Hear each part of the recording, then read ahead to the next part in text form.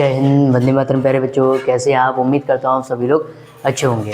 सो प्यारे बच्चों, पिछले वाली वीडियो में यानी पिछले पार्ट में मैंने आपको जो सेट 2025 का सेट नंबर 2 था और जिसका आपका सीरियल नंबर है 6512, इसको मैं सॉल्व करा रहा था। ये 2025 का है। पिछले वाले पार्ट में मैंने आपको 1 से लेकर 20 तक के एमसीक्यू के सारे क्वेश्चन के सॉल्यूशन करा दिए थे। आज मैं इस वीडियो में आपको सेक्शन बी यानी कि जो 21 से स्टार्टिंग के क्वेश्चन उसके सॉल्यूशन कराने वाला हूँ। तो चलिए वीडियो को बड़ा न करते हुए, देर ना करते हुए सॉल्यूशन से स्टार्ट करते हैं। तो आज का हमारा क्वेश्चन है क्वेश्चन नंबर 21 का ए पार्ट। क्वेश्चन नंबर 21 का ए पार्ट आपको मेरी व्हाइट बोर्ड की स्क्रीन पर शो हो रहा होगा। देखिए क्वेश्चन नंबर 21 का ए पार्ट क्या कहता है। 2 friends while flying kites from different location.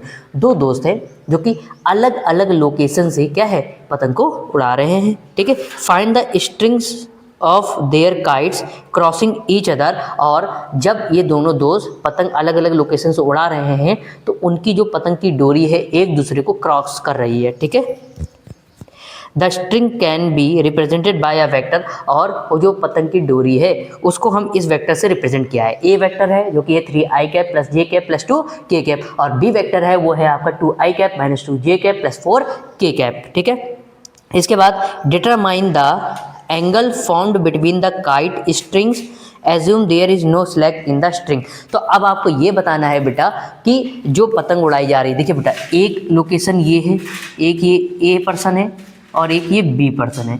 ये दोनों एक पतंग को उड़ा रहे हैं, ये दोनों एक पतंग को उड़ा रहे हैं बेटा। ठीक है, अब ये दोनों एक दूसरे पतंग को उड़ा रहे हैं तो इसकी जो पतंग की डोरी है, इसकी जो पतंग की डोरी एक दूसरे को क्या कर रही है, क्रॉस कर रही है।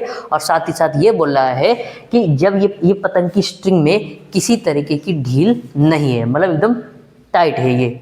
ठीक है, स्ट्रिंग आपकी जो डोरी है, ठीक, तो आपको ये दोनों जो डोरी है, ये जैसे ये डोरी ए डोरी है उसका वेक्टर ए है, ये बी डोरी है उसका वेक्टर बी वेक्टर है। ठीक है, तो इन दोनों डोरियों के बीच जो ये इंटरसेक्ट कर रहे हैं, जो इसको क्रॉस कर रहे हैं, इनके बीच में जो एंगल बन रहा है इसकी वैल्यू आपको बतानी है। फाइनली मिला के क्वेश्चन ने आपसे ये पूछा है कि find the angle between 2 vectors. ठीक है, टोटल बवाला यही है। चलिए भाई करते हैं भाई, तो इसको रफ कर देते हैं, समझाने के लिए आपको बताया।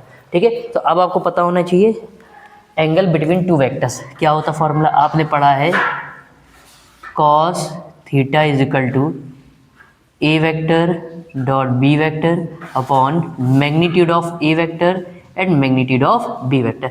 ये होता है दो वेक्टर के बीच के जब आपको एंगल फाइंड करना हो बच्चे लोगों को। ठीक है, तो अब बेटा क्या करेंगे, फर्स्ट ऑफ ऑल हम निकाल लेते हैं A vector dot B vector. तो ए वेक्टर क्या है बेटा, ए वेक्टर है आपका 3i cap plus J cap plus 2k cap dot B vector क्या है बेटा, ये बेटा आपका 2i cap minus 2j cap और प्लस 4k कैप। अब क्या करेंगे, वेक्टर प्रोडक्ट कैसे कराते हैं आपको पता है, i वाले का i से मल्टीप्लाई कराते हैं तो i से i कैंसिल हो जाएगा, 2 3 जा कितना हो जाएगा 6, फिर प्लस माइनस माइनस, और यहाँ 1 j का कोफिशिएंट 1 है, यहाँ j का कोफिशिएंट -2 है तो -2 प्लस 1 मल्टीप्लाई कराओगे तो 2 1 जा 2। यहाँ पर k का कोफिशिएंट 2 है, यहाँ k का कोफिशिएंट 4 है तो 4 2 जा कितना हो जाएगा 8, दोनों प्लस के इसलिए प्लस का 8 हो जाएगा। 6 में से 2 माइनस करोगे बेटा प्लस का 4 आएगा, 4 प्लस 8 कितना हो गया 12, यानी कि इन दोनों वेक्टर का डॉट प्रोडक्ट आया आपका 12। इसी तरीके से अब हम दोनों वेक्टर के क्या निकाल लेते हैं, मैग्नीट्यूड। तो मैग्नीट्यूड कैसे निकालेंगे बेटा, तो सबसे पहले magnitude of A vector is equal to जितने भी i j और k के कोफिशिएंट है उनका हम क्या कर देते हैं, स्क्वायर, वही होता है मैग्नीट्यूड। तो बेटा यहाँ पर i का कोफिशिएंट क्या 3 का स्क्वायर, यहाँ j का कोफिशिएंट क्या है बेटा 1 का स्क्वायर, प्लस भाई यहाँ पर j का कोफिशिएंट क्या 1 ही तो होता है। ठीक है, और k का कोफिशिएंट बेटा क्या हो जाएगा, k का कोफिशिएंट हो जाएगा 2 का स्क्वायर। सो बेटा 3 का स्क्वायर कितना हो जाएगा 9, 1 का स्क्वायर 1, 2 का स्क्वायर 4, 9 1 10 और 10 और 4 कितना होता है 14, यानी मैग्नीट्यूड ऑफ ए वेक्टर आपका आया है 14। सेम एज इट इज अब हम निकालते हैं बेटा मैग्नीट्यूड ऑफ बी वेक्टर। तो मैग्नीट्यूड ऑफ बी वेक्टर कैसे निकालेंगे बेटा, सेम वही i j k, B vector में i j और k के जो कोफिशिएंट है उनका क्या कर देंगे बेटा स्क्वायर। तो यहाँ बेटा हो जाएगा i का क्या है, इस कोफिशिएंट है, यहाँ पर i का कोफिशिएंट है 2 का स्क्वायर कर देंगे, यहाँ j का कोफिशिएंट है बेटा -2 का स्क्वायर कर देंगे, और फिर यहाँ k का कोफिशिएंट है बेटा 4 तो हम यहाँ पर 4 का स्क्वायर कर देंगे। तो बेटा अब क्या करेंगे, अब यहाँ पर हम लोग इसके स्क्वायर को ओपन कर देंगे। तो बेटा ये हो जाएगा magnitude of B vector is equal to 2 का स्क्वायर करोगे बेटा कितना आ जाएगा 4 -2 का स्क्वायर करोगे कितना आ जाएगा बेटा 4, और 4 का स्क्वायर करोगे तो बेटा कितना आ जाएगा 16, 4 4 8, 8 और 16 कितना होता है 24, और आपको पता होना चाहिए 24 का अंडर रूट क्या होता है 2√6, ठीक है 2√6, यानी कि इसका मैग्नीट्यूड कितना है, बी वेक्टर का मैग्नीट्यूड है आपका बेटा 2√6। आई होप यहाँ तक आपको समझ में आ गई होंगी बातें। अब हमें निकालना है एंगल बिटवीन टू वेक्टर्स, तो बेटा cos theta is equal to value यहाँ पर पुटअप कर देते हैं, A vector dot B vector, A dot B vector कितना आया बेटा, ये आया आपका 12, ठीक है, और नीचे क्या आ जाएगा, नीचे आ जाएगा magnitude of A vector, magnitude of A vector है बेटा √6 14, और मैग्नीट्यूड ऑफ बी वेक्टर बेटा 2√6, तो बेटा 2 से इसको कैंसिल किया, 2 6 12। अब आपको पता होना चाहिए इस √6 का मतलब कि इस 6 का मतलब क्या होता है, √6 इंटू √6, नीचे हो जाएगा √14, ये हो जाएगा √6, एक अंडर रूट से एक अंडर रूट कैंसिल, ये बचा √6 अपॉन √14। बेटा इसको और थोड़ा अच्छे से कर सकते कैसे, इसको इन दोनों को हम लोग क्लास 9 या बचपन में हम पढ़ते थे, अगर दो डिफरेंट अंडर रूट के अंदर डिफरेंट नंबर है तो उनको हम एक ही अंडर रूट के अंदर लिख सकते हैं। इसको कैंसिल करोगे 2 3 जा 6, 2 7 जा 14। फिलहाल हमें थीटा की वैल्यू पूछा है, तो थीटा कैसे निकल के आएगा, कॉस को उधर ले जाइए तो ये क्या हो जाएगा कॉस इनवर्स √3/7। इस तरीके से आपको दो वेक्टर के बीच का एंगल मिल गया थीटा, जो कि आया है कॉस इनवर्स √3/7। आई होप आपको क्वेश्चन नंबर 21 का फर्स्ट 21 का ए पार्ट अच्छे से समझ में आ गया होगा। अब बढ़ते हैं क्वेश्चन नंबर 21 के सेकेंड यानी बी पार्ट की ओर, जो कि और ऑप्शन में दिया है, ठीक है। चलिए इसको नोट कर लीजिए, नोट करना चाहे। सो प्यारे बच्चों, आई होप आपको क्वेश्चन नंबर 21 का ए पार्ट जो है बहुत अच्छे से समझ में आ गया होगा। अब आइए नेक्स्ट 21 के बी पार्ट, जिसे और वाला पार्ट बोलते हैं हम लोग, इसको करते हैं, ठीक है। आपको पता है, जैसे कि पता होना चाहिए 21 में दो पार्ट होते हैं, ए और बी, इसमें से कोई एक ऑप्शन होता है जिसमें आपको उसको सॉल्व करना होता है। तो 21 का बी पार्ट क्या है, आपको क्वेश्चन मेरे व्हाइट बोर्ड पे शो हो रहा होगा। चलिए पढ़ते हैं question. Find a vector of magnitude 21, आपको एक वेक्टर पता करना है, ठीक है, of magnitude 21 unit vector, 21 unit vectors. इस लाइन को थोड़ा ध्यान रखिए क्योंकि मैं इस पे फोकस ज़्यादा कर रहा हूँ। In the direction opposite to of A B vector, A B vector के अपोजिट डायरेक्शन में आपको पता करना है। Where A and B are the point, जहाँ ए और बी दो पॉइंट्स है। ए पॉइंट के कोऑर्डिनेट है 2, 1, 3 एंड बी पॉइंट के कोऑर्डिनेट है 8, -1, 0 रिस्पेक्टिवली, ठीक है। तो बेटा अब हम यहाँ पर क्या करेंगे, सबसे पहले ध्यान से समझिएगा, इस ए वेक्टर से बेटा हमें, इस ए पॉइंट से हमें सबसे पहले, देखिए क्वेश्चन में ये कह रहा है बेटा आपको एक ऐसा वेक्टर पता करना है जो कि ए बी वेक्टर के अपोजिट डायरेक्शन में हो, साथ ही साथ 21 यूनिट की बात कर रहा है। पहली बात तो हमें एक मतलब यूनिट वेक्टर निकालना होगा, फिर 21 यूनिट वेक्टर की बात करेंगे, ठीक है। तो बेटा यूनिट वेक्टर कैसे निकालते हैं, उससे पहले आपको दो वेक्टर चाहिए होंगे।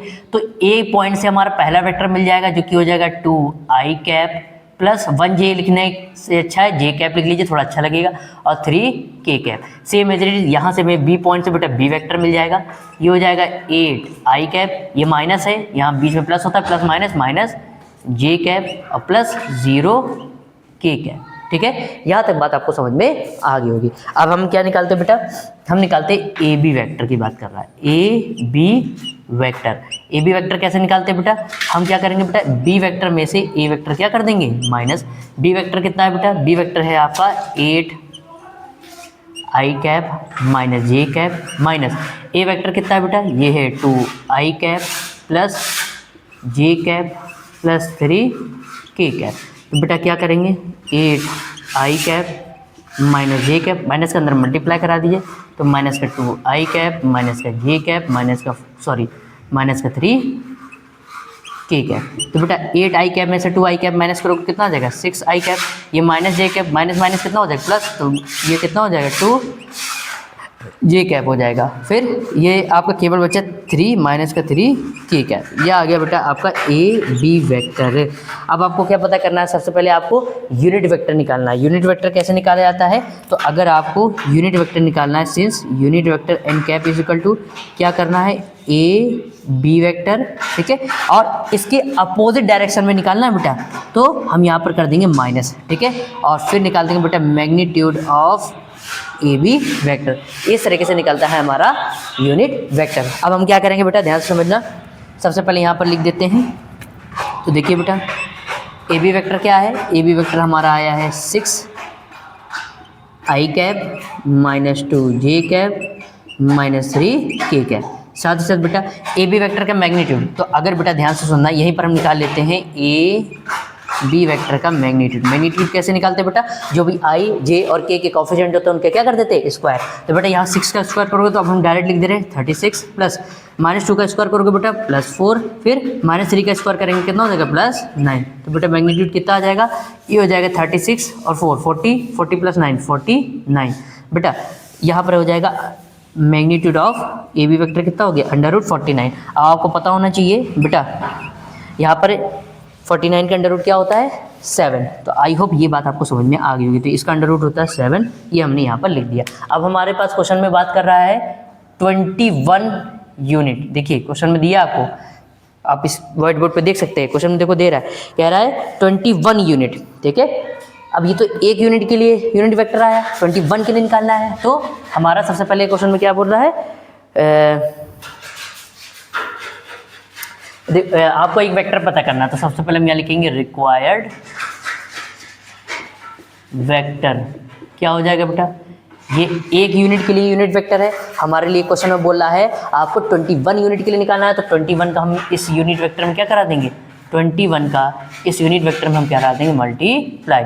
सो 21 is equal to unit vector कितना है बेटा, ये लिख दीजिए जो आया है, minus in bracket 6i cap minus 2j cap minus 3k cap. बेटा नीचे क्या आ जाएगा, नीचे आ जाएगा 7 से इसको डिवाइड कर देंगे, 7 3 जा 21, -3 के अंदर मल्टीप्लाई कराइए तो ये हो जाएगा -18 i कैप, फिर minus minus plus 6j cap minus minus plus 9k cap. और इस तरीके से ये आपका रिक्वायर्ड वेक्टर आ गया। और ये आपका क्या हो गया आंसर, ये आपका क्या हो गया रिक्वायर्ड वेक्टर जो हमसे क्वेश्चन में पूछा था। आई होप आपको क्वेश्चन नंबर 21 का जो बी पार्ट है वो भी अच्छे से समझ में आ गया होगा। अब आइए नेक्स्ट क्वेश्चन नंबर 22 की ओर बढ़ते हैं, उसको सॉल्व करते हैं। आप चाहे तो नोट कर सकते हैं, इसको थोड़ा साइड हट जाता हूँ। सो प्यारे बच्चों, उम्मीद करता हूँ आपको क्वेश्चन नंबर 21 की ए और बी दोनों ही पार्ट अच्छे से समझ में आ गए होंगे। अब आइए नेक्स्ट क्वेश्चन नंबर 22 की बात करते हैं। क्वेश्चन नंबर 22 क्या कहता है, देखिए आपको इसका एक क्वेश्चन जो है मेरे व्हाइट बोर्ड पर शो हो रहा होगा। क्वेश्चन नंबर 22 ये है, find the values of A for which, आपको ए की वैल्यू पता करनी है जिसके लिए आपको फंक्शन दिया है f of x is equal to X square minus 2ax plus B is an increasing function for x is greater than 0। अब बेटा ध्यान से समझिएगा, सबसे पहले इंक्रीजिंग के लिए कंडीशन क्या होती है, जो इसका डेरिवेटिव होता है वो ग्रेटर देन इक्वल टू 0 होता है। और साथ ही साथ आपको एक कंडीशन दे रखी है कि x की वैल्यू कैसी है, 0 नहीं है, 0 से बड़ी है। तो ध्यान से समझिएगा बेटा, सबसे पहले हम इसको करते हैं डिफरेंशिएट। तो आप यह लिखेंगे डिफरेंशिएट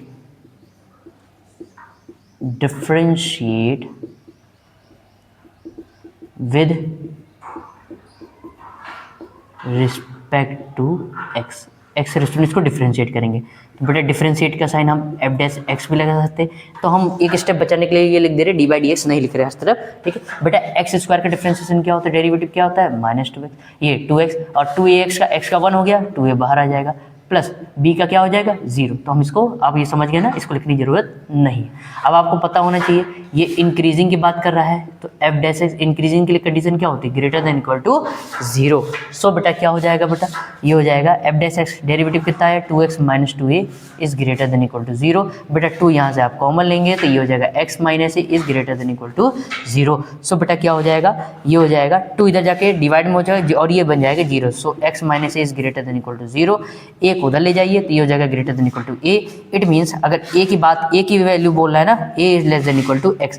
अब ध्यान से समझ लें, यहाँ पर ये बोल रहा है आपसे, क्वेश्चन में किसकी वैल्यू बोल रहा है बताने के लिए, क्वेश्चन में आपसे बोल रहा है is an increase find the value of a। आपको बेटा यहाँ पर a की वैल्यू पता करनी है। तो ध्यान से समझिएगा, a क्या कह रहा है, x और x से छोटा, मतलब x कोई वैल्यू है, x क्या वैल्यू बोल रहा है जो कि 0 से बड़ी है, ये बात कह रहा है, ठीक है। तो यहाँ पर a की वैल्यू कैसी आ रही है, मतलब टोटल मिला के आपको क्वेश्चन में a की वैल्यू निकालनी है। और a की वैल्यू कैसी आ रही है, less than equal to x, मतलब इससे, इसके बराबर या इससे छोटा, इसके बराबर या इससे छोटा। तो बेटा क्या हो जाएगा, इसके लिए आप 2 आंसर लिख सकते हो। देखिए सबसे पहले तो आप ये लिख सकते हो answer a is belongs to क्या, x, मतलब ये या इससे। अब x की वैल्यू मान लो 0 से स्टार्ट हो रही है, तो x की वैल्यू मान लो आप इससे कह रहे ये या इससे छोटा, और इंक्रीजिंग की बात कर रहा है। बेटा इससे छोटा तो माइनस में भी चला जाएगा ना, माइनस में बात करेगा तो माइनस से कहाँ जाएगा, माइनस का इन्फिनिटी और और इसकी बात करेगा तो ये क्या हो जाएगा आपका, आई थिंक 0 हो जाना चाहिए। देखिए एक बार क्वेश्चन में देख लीजिए फटाफट। ठीक, तो ये आपका हो जाएगा 0। ठीक है, ये इसका आंसर हो गया, क्योंकि क्या कह रहा है भाई, ए की वैल्यू कैसे आएगी, इससे छोटी, less than equal to X, ये या इससे छोटी। ठीक है, तो ये हो जाएगा इससे छोटी क्या, माइनस इन्फिनिटी में जाएगा, तो माइनस इन्फिनिटी से लेकर 0। अब आप कहोगे भी ये greater than less than equal to भी लगा, तो हम ग्रेटर भी लगा, तो इसका एक आंसर ये भी बन सकता है क्या, माइनस इन्फिनिटी से 0 क्लोज इंटरवल, क्योंकि यहाँ पर लेस देन इक्वल लगा है। बात समझ में आ रही है आप लोगों को। ठीक है, तो अगर मान लीजिए बाई चांस ये अगर ऑब्जेक्टिव में आ गया, आपका एमसीक्यू में आ गया, तो आपके में अगर दो में से कोई भी एक शो हो रहा हो तो आप टिक कर दीजिए, दोनों ही आंसर क्या है, सही माने जाते हैं। बात समझ में आ गई। अब ये नेक्स्ट क्वेश्चन नंबर 23 की ओर बढ़ते हैं, उससे पहले आप चाहे तो इसको नोट कर सकते हैं। ठीक है, वीडियो को पॉज करके आप नोट कर लीजिए। सो मेरे बच्चों, आइए नेक्स्ट क्वेश्चन नंबर 23 के ए पार्ट की बात करते हैं। उसका स्क्रीनशॉट मेरे व्हाइट बोर्ड पर शो हो रहा होगा। क्वेश्चन नंबर 23 का ए पार्ट क्या बोल रहा है, आइए इसको देखते हैं।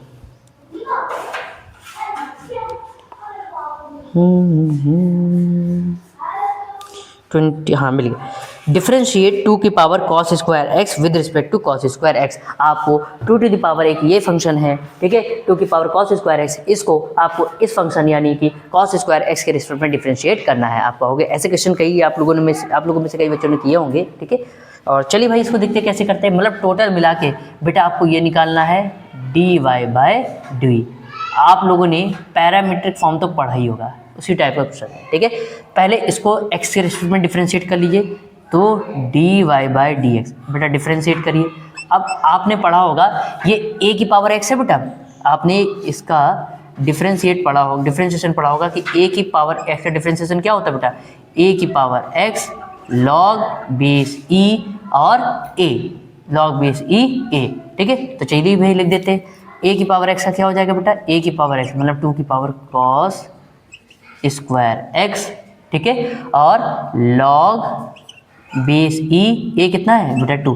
लेकिन ध्यान से समझिएगा बेटा, यहाँ पर x तो है नहीं, x की क्या है कुछ और है, तो इसको डिफरेंशिएट करेंगे और 2 से क्या करा देंगे मल्टीप्लाई। तो इधर जगह नहीं है तो इधर हम कर दे रहे हैं into D by D x of cos square x को अगेन डिफरेंशिएट करेंगे और इसका डिफरेंशिएशन जो आएगा उसको मल्टीप्लाई करा देंगे इसमें। तो बेटा ध्यान से देखना, ये हो जाएगा बेटा D Y by D X. ठीक है, अब बेटा एक बात बताइए, ये x की पावर n है, ये x की पावर n है और x की पावर n। ठीक है, अगर इसको आप लिखना चाहें तो होल पावर 2 लिख सकते हो, ये पूरा x और ये पावर n।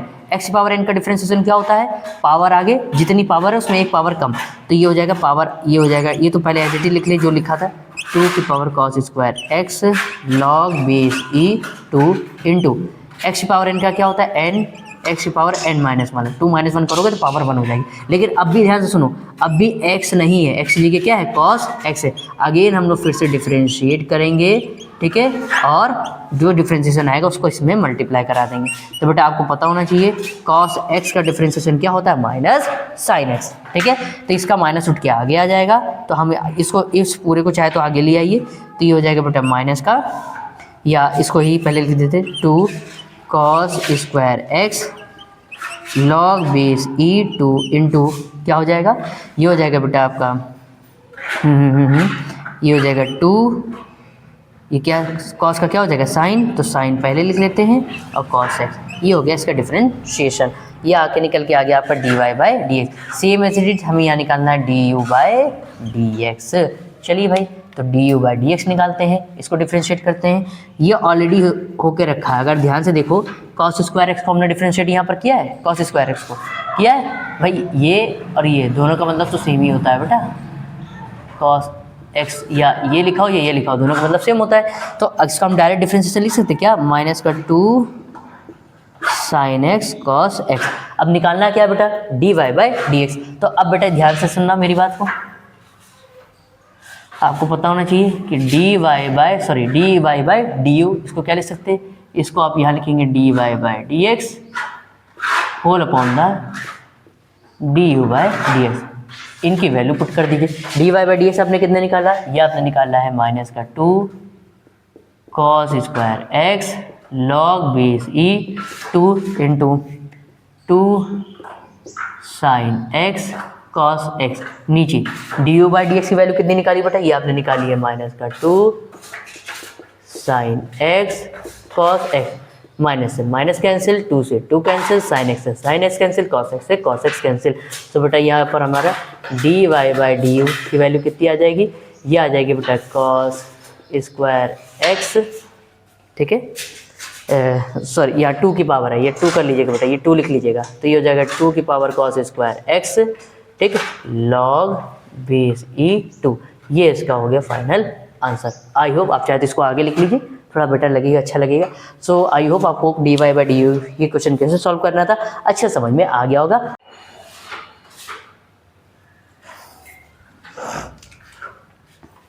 सो प्यारे बच्चों, आइए नेक्स्ट क्वेश्चन नंबर 23 के बी पार्ट की बात करते हैं। क्वेश्चन नंबर 23 का बी पार्ट क्या कहता है, आइए पढ़ते हैं, जिसका स्क्रीनशॉट आपको मेरे व्हाइट बोर्ड पर शो हो रहा होगा। चलिए देखिए, if tan inverse in bracket X square plus Y square is equal to A square then find the value, then find D Y by D X. और ये आपका कितना नंबर में है, 2 नंबर में, 2 नंबर में पूछे गए हैं क्वेश्चन भाई। चलिए भाई, इसको कैसे सॉल्व करेंगे बेटा लोगों, कुछ नहीं बेटा, tan इनवर्स से इसको दे ले जाइए, X square plus Y square is equal to, inverse इधर जाएगा तो क्या हो जाएगा, 10 में कन्वर्ट हो जाएगा। अब बोथ साइड एक्स के रिस्पेक्ट में आप डिफ्रेंशिएट कर दीजिए, तो अगर डिफ्रेंशिएट करोगे एक्स स्क्वायर का डिफ्रेंशिएशन क्या होता है बेटा, x 2x हो जाएगा, और x के रिस्पेक्ट में कर रहे हैं, ये भी एक वेरिएबल है, इसका डिफरेंशिएट करेंगे तो x की पावर n लग जाएगा 2y, लेकिन यहाँ पर x नहीं है, तो जब x नहीं है तो उसको डिफरेंशिएट करेंगे और ये हो जाएगा dy by D x. I hope ये आप लोगों को पता होगा, ये एक कॉन्स्टेंट है, कॉन्स्टेंट डिफरेंशिएशन क्या होता है बेटा, 0। तो बेटा यहाँ पर dy बाई डी एक्स की अगर हम वैल्यू लिखना चाहें तो क्या हो जाएगा, d2 dy by D X, ठीक है, ये प्लस का है, उधर जाके क्या हो जाएगा माइनस का 2x, बेटा 2 से 2 क्या कर दिया कैंसिल, सो ये हो जाएगा dy by D X is equal to, ये माइनस का x प्लस का y इधर मल्टीप्लाई में इधर लेके जाएंगे, इसका हो जाएगा dy का, so dy by D X की वैल्यू क्या आ गई, माइनस का x upon Y. I hope आपको क्वेश्चन नंबर 23 के बी पार्ट को अच्छे से समझ में आ गया होगा। अब ये नेक्स्ट क्वेश्चन नंबर 24 की बात करते हैं, उससे पहले आप चाहे तो नोट कर सकते हैं। चलिए अगले क्वेश्चन की बात करते हैं।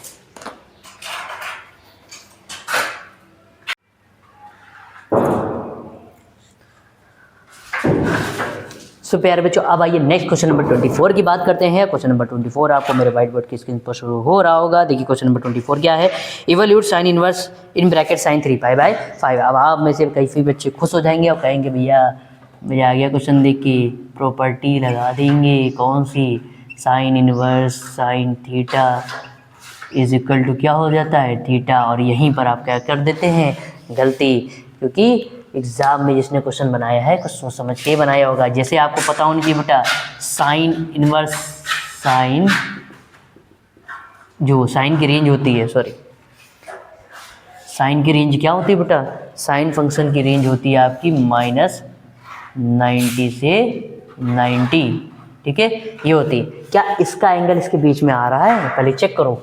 आप कहोगे भैया 3 इंटू पाई की वैल्यू पाई 180 डिग्री, और ये 5 से डिवाइड करोगे, 5 3 जा 15, 5 6 30, मल्टीप्लाई कराओगे 108। क्या इसकी रेंज में आ रहा है 108?